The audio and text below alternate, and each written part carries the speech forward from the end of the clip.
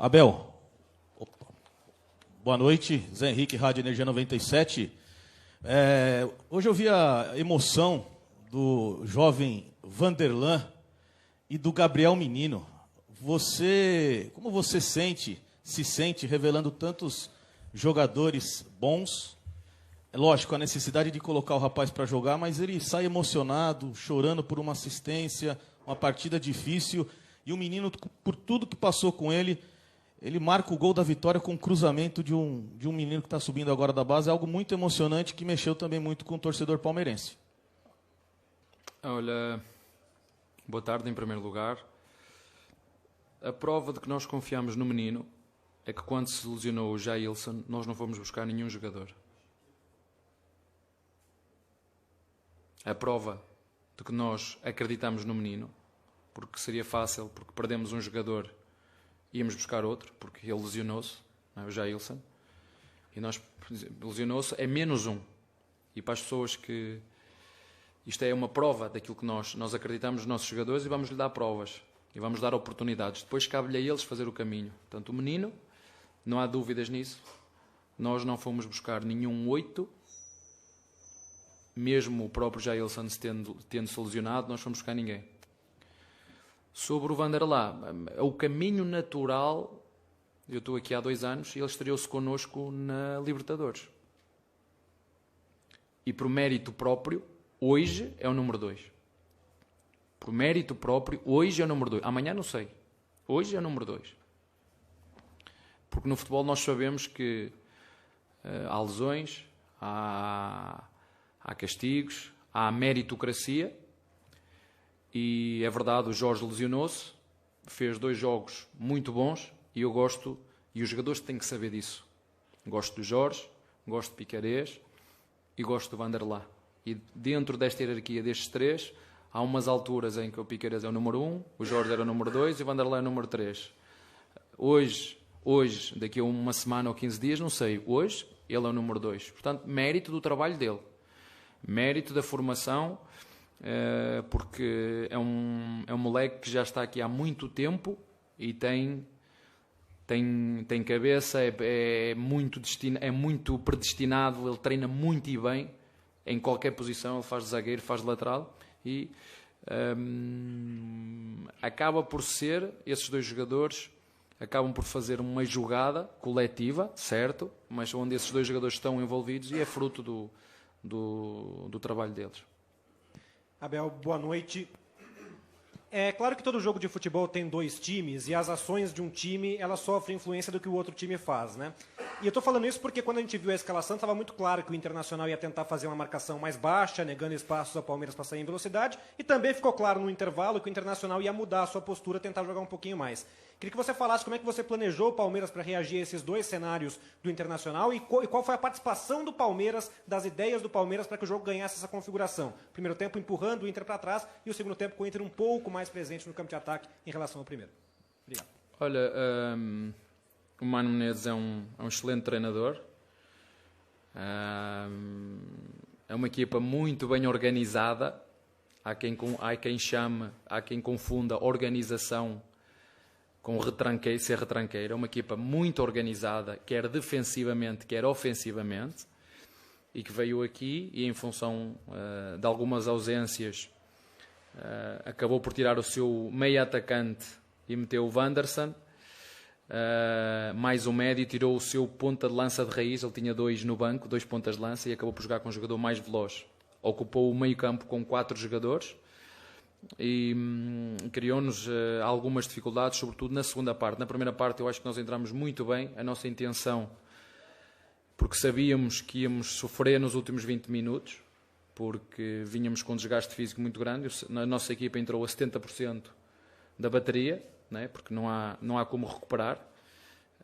Íamos ter que sofrer nos últimos minutos e a nossa intenção era entrar como entramos, fortes, e tentar resolver o jogo na primeira parte.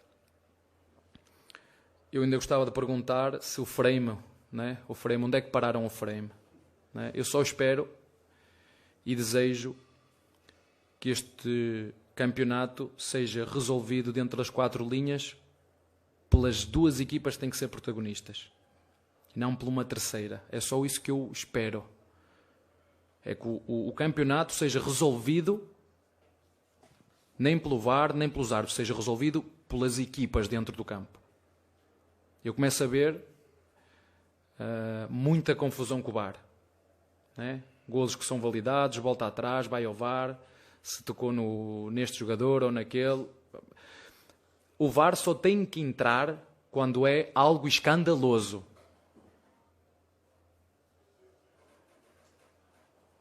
O VAR só tem que entrar quando é algo escandaloso. Quando, para mim, é falta no guarda-redes ou não é, e para ti é, para mim não é, o VAR não tem que entrar. Se o juiz assinalou o golo, é golo. E eu perguntei ao juiz se este VAR era o mesmo de São Paulo. Né? Se era o mesmo. E eu perguntaram ao professor, vai depender de onde pararem o frame. Olha, se fosse golo, depende de onde pararam o frame. Eu só peço a quem está à frente deste organismo que façam todos um esforço.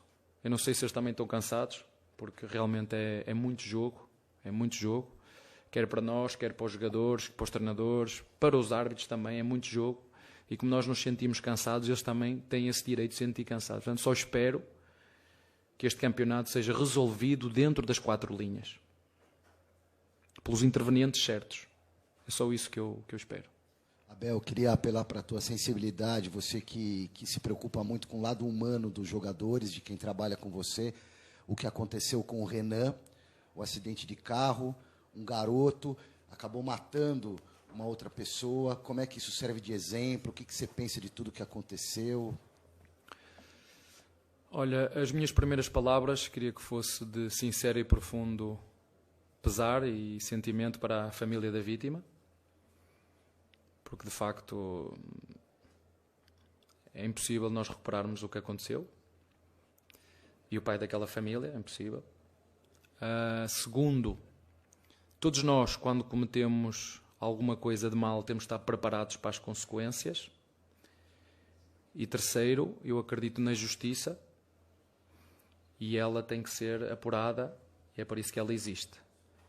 Portanto, não vou fazer nenhum juízo de valor antes da justiça fazer o seu papel e trabalho. Eu que posso dizer, durante o tempo que eu trabalhei com o Renan dentro do clube, e sei que ele trabalhou no clube desde os 11 anos, sei que foi internacional, eu pessoalmente só tenho coisas boas a dizer dele.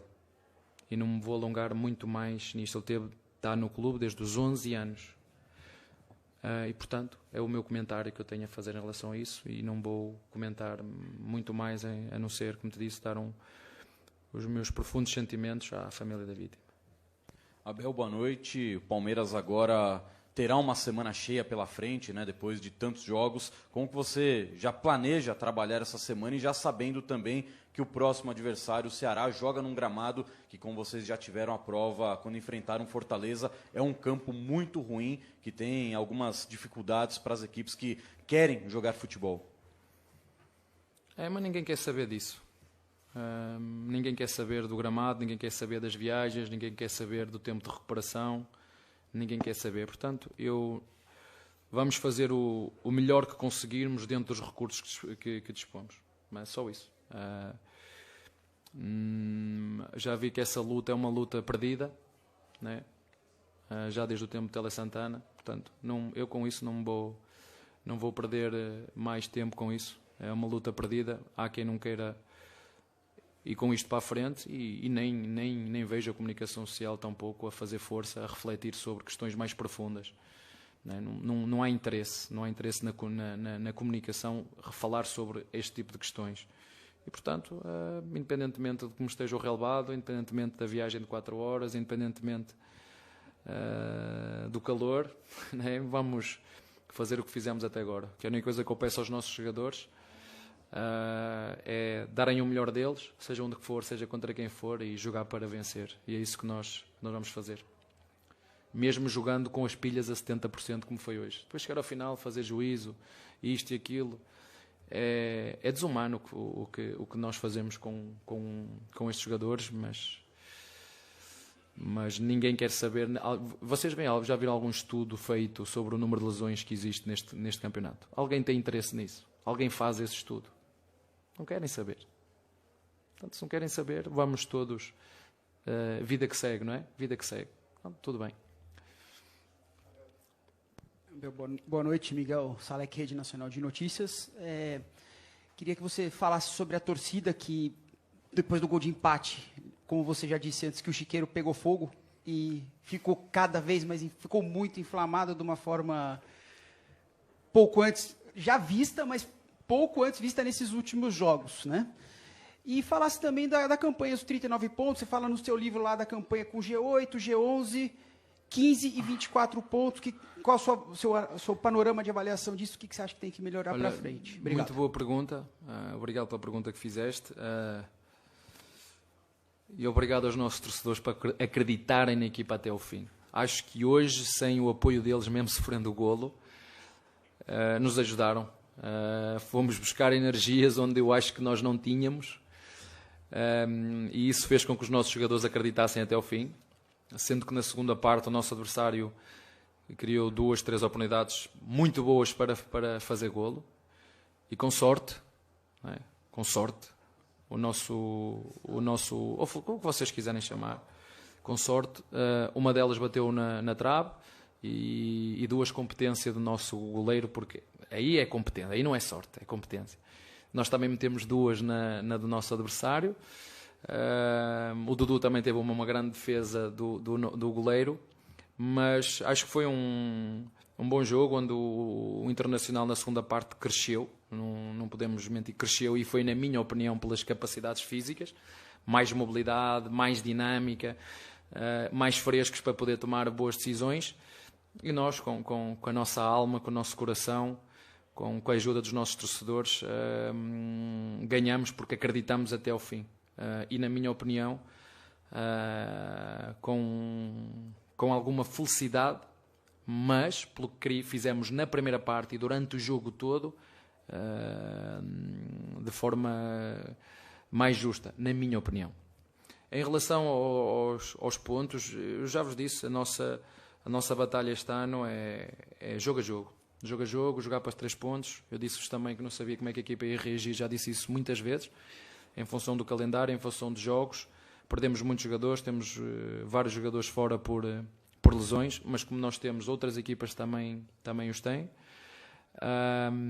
E, portanto, fizemos o rodízio que tínhamos que fazer e vamos continuar a dar o nosso melhor, jogo a jogo. Aqui não adianta muito nós estarmos aqui a criar quem é, quem pode ser, quem vai ser. Há muitos candidatos à mesma cadeira. Vocês veem como está tudo embrulhado, portanto, os primeiros 4, 5 são todos candidatos ao título. E nós, jogo a jogo, e no final, sim, olhamos para a tabela classificativa, porque aí é quando há a bandeirada de xadrez, e aí não há formas de dar a volta. Durante o percurso, vai haver um à frente, outro atrás, primeiro, segundo, terceiro, e assim vai. Abel, boa noite. Ainda sobre a pontuação dos 39 que o Palmeiras termina após as 19 rodadas, 20 foram conquistados como mandante e 19 como visitante. Qual que é a leitura que você consegue fazer desses números? É um equilíbrio que talvez seja o necessário para o Palmeiras chegar no final do ano com o título de Campeonato Brasileiro? Ou essa margem muito próxima talvez indique que o Palmeiras precise de um melhor aproveitamento dentro de casa, alguns pontos que acabaram escapando aqui no Allianz Parque nesse primeiro turno? Obrigado. Olha, eu ainda não olhei muito bem para os números, mas tem pessoas que o fazem e que esses números traduzem competência da nossa equipa. Não é a minha opinião, é facto. Porque há opiniões contraditórias, uns que gostam mais, outros que gostam menos. Eu troco 60%, 70% de posse de bola, ou 40% por mais 10 finalizações, porque para mim o futebol é golo. E as pessoas, não é? Porque eu lembro do Guardiola estar no Bayern de Munique e as pessoas acharem entediante, porque é toca, as pessoas não havia. As pessoas querem Klopp, verticalidade, querem golos, querem oportunidades, querem samba, não é? E não sertanejo. Não é? Quem gosta de sertanejo, é mais direto ao assunto, é criar oportunidades de golo, é rematar à baliza e não estar a aquecer a bola, não é? Mas isso eu respeito de todas as formas. Os números dizem que somos uma equipa muito competente. Os números dizem isso. E algumas pessoas, sobretudo algumas pessoas, dizem que realmente os jogadores, isso gosto muito de ouvir a opinião de jogadores de seleção brasileira, jogadores de seleção italiana, que reconhecem competência à nossa equipa, e isso só nos deixa e enche de orgulho e de responsabilidade. E pessoas fora do país também dizem muito bem desta equipa. Ora, se vamos ganhar, não sei se vamos ganhar, agora que esta equipa faz tudo para ganhar, mesmo jogando a 70% das suas capacidades, que é o caso de hoje. O que eu mais pedi era chegar ao final do jogo e não haver mais lesões, porque não há milagres. Com as viagens que se tem, com falta de tempo para recuperar, com os gramados muitas vezes, uns bons, outros uns muito bons, porque tem. Também é preciso dizer a verdade, outros que não são tão bons, porque não é um gramado onde joga-se 3 ou 4 vezes por semana, ele vai ficar em condições? Não vai ficar em condições. Mas esses têm sido os nossos grandes adversários. E pronto, são 39 pontos, como te disse. Eu não olho para os pontos, eu olho para cada jogo, darmos o nosso melhor para o vencermos. No final, sim. No final, eu vou olhar e vou ver o que é que nos toca por aquilo que fizemos durante o jogo. Só espero, como te disse há um bocado, que este jogo seja resolvido dentro das 4 linhas, pelas equipas que têm que ser protagonistas. Né?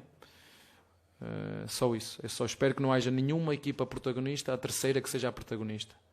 Que se tenha a responsabilidade e a humildade de perceber que há coisas que têm que ser melhoradas e que leiam, por favor, leiam a regra do VAR. Leiam. O VAR diz que só tem que entrar em ação quando é escandaloso. Porque se é dúvida, a decisão do árbitro prevalece. Não tem que o chamar. Leiam e leiam. Na escola, quando eu estava na escola, as perguntas de matemática eram interpretação. E uma das coisas que me ensinaram era lê a pergunta 3 vezes devagar. Lê a pergunta. E eu espero que quem é competente, até porque hoje com um telefone conseguimos fazer reuniões, que se uniformize as decisões. Não é contra uma equipa, a gente vê, acontece uma coisa, contra outra acontece outra, o mesmo lance. Não. Na Europa, os árbitros reúnem-se e metem lances que são de interpretação diferente e chegam à uniformização. Quando acontecer isto, a nossa decisão é esta. E hoje é muito fácil fazer isso. É muito fácil. Com um telefone, via Zoom ou outra plataforma qualquer, é muito fácil a gente se formar para uniformizar as decisões. Que é para que não haja uma terceira equipa protagonista. Os protagonistas são os jogadores das 2 equipas. Equipa A e equipa B. E não uma terceira.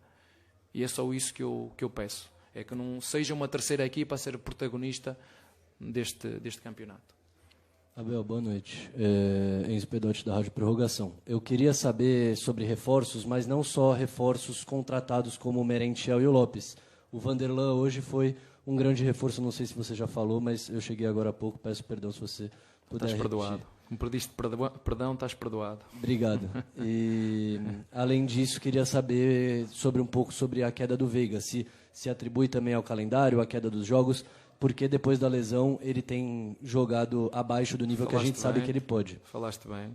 Depois da lesão, é exatamente isso. Lesão, jogos atrás de jogos, não dá para recuperar, não dá para trabalhar força. E é esperar agora para nós o recuperarmos fisicamente. Está tudo interligado. A técnica, a tática e a física e a mental, está tudo interligado. Não é? E é verdade, ele teve a lesão, regressou, tem que jogar, muitas vezes jogar sem estar recuperado, que é sobrecarga, e rezar que não volte a ter lesões. Vamos esperar agora para falar com o Núcleo de Saúde e Performance e perceber o que é que podemos fazer a esse nível. Mas, como ele disse muito bem, os jogadores têm que entender que durante a sua época têm que ser protagonistas quando estão bem, não é como eu estava a dizer, e quando passam por períodos de pouco rendimento, mas o esforço tem que lá estar. O esforço e o trabalho para a equipa tem que lá estar. E enquanto eles fizerem isso, por mim não há problema nenhum, porque eu sei que os jogadores é como as ondas do mar. Umas vezes estamos cá em cima e outras vezes estamos cá em baixo. Temos que saber lidar com o momento em que estamos em baixo para continuar a trabalhar para dar a volta. E o Vanderlan vem dentro daquilo que é a política do clube. Desde que eu cheguei, as pessoas sabem quanto dinheiro gastamos em reforços, as pessoas sabem quanto dinheiro gastamos em reforços, as pessoas sabem quanto o clube ganhou e valorizou a sua equipa, as pessoas sabem quanto é que o clube faturou por títulos ganhos, quanto reduziu a sua dívida, porque este clube é um clube muito responsável que paga a quem deve, e isso é que eu acho que é injusto, estarmos numa competição onde uns têm preocupação de ter que pagar as suas despesas, as suas dívidas aos seus fornecedores, aos seus patrocinadores, pagar, e outros não o fazem. Isso não é justo para a competição, mas é por isso que eu gosto de estar aqui. É por isso que eu gosto do Palmeiras. É porque nisso é diferente dos outros. Pensa de maneira diferente. Pensa fora da caixa. É um clube organizado, é um clube sustentável, é um clube que tem presente e tem futuro. É um clube que apostou há 5 ou 6 anos na formação. E que a formação a gente tem o retorno, depois de 7 ou 8 anos começa a ter o retorno.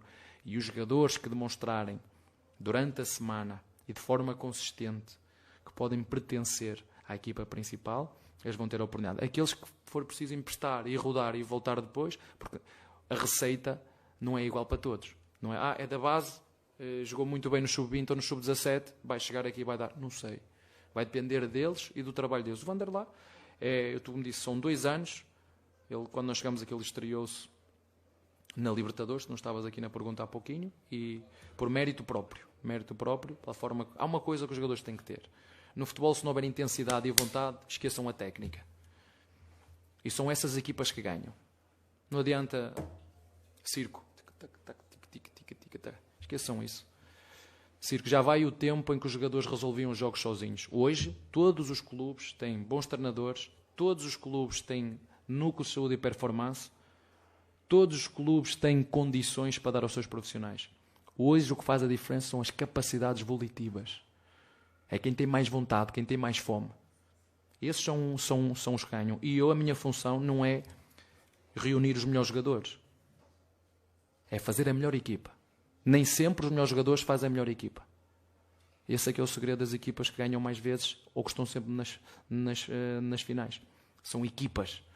E hoje toda a gente tem boas estruturas, boas condições, pode pagar por reforços, tudo.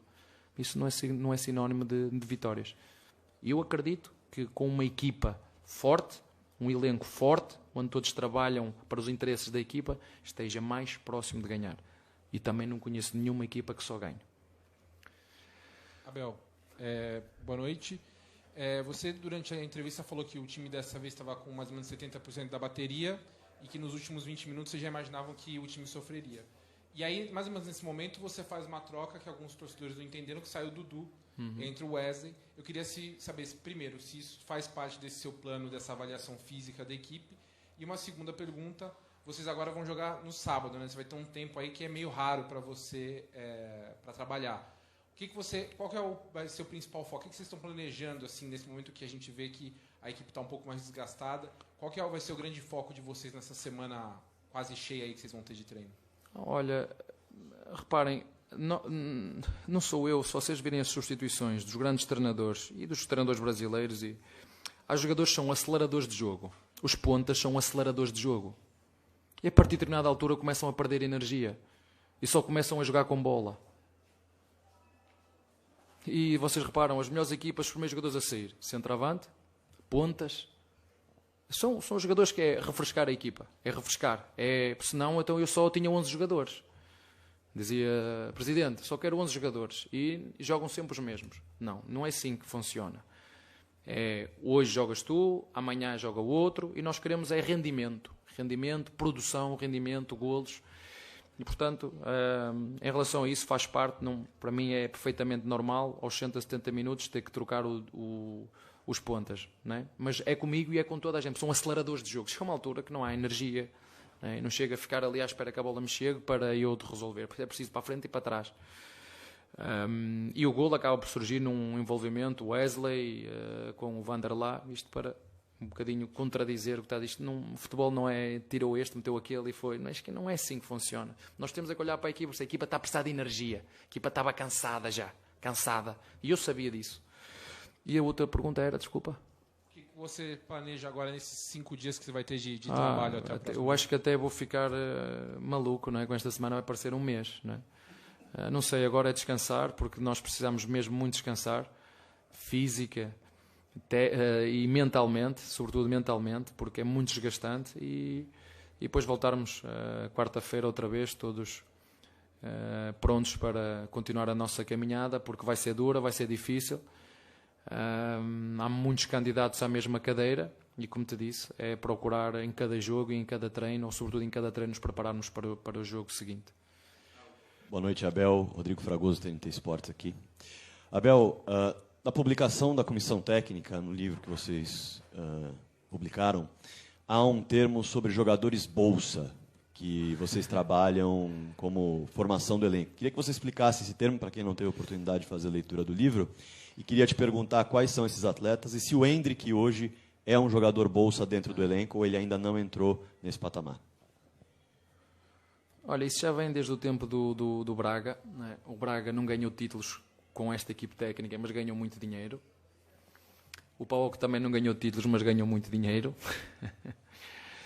E eu mesmo sem ganhar títulos, pagaram por mim, né?